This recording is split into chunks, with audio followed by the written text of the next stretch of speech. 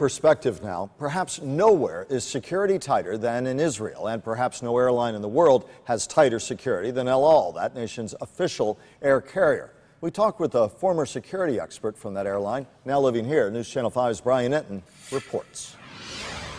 The terrorism expert we spoke with tonight has worked a lot with the airlines. In fact, he's worked a lot with the TSA, even here at PBI. He says he's been studying terrorists for decades, and based on what he's learned, he says this does not appear to be an organized terrorist group in his opinion. He says if it was, this would have been much, much worse.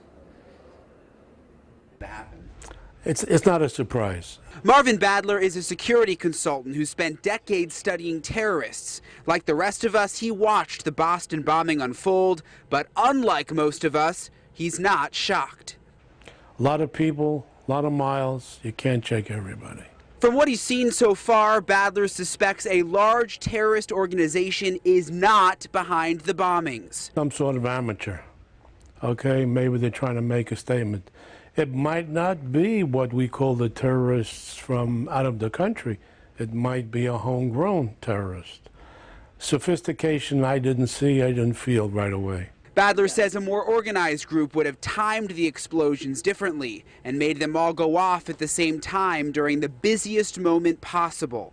It was probably on a timer, I would think.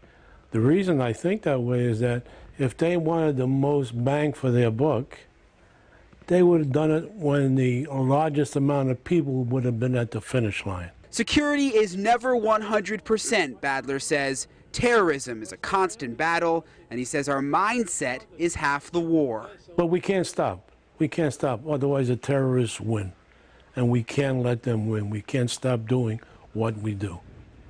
I would not stop. If there was a marathon and I was a runner, I would not Badler stop. says it's actually a very good thing that some of those bombs did not detonate because FBI investigators can go in and trace the parts of the bombs back to the suspects. He says they have a huge database and they've become very, very good at doing that over the years. For now, live at PBI, Brian Entin, WPTV News Channel 5.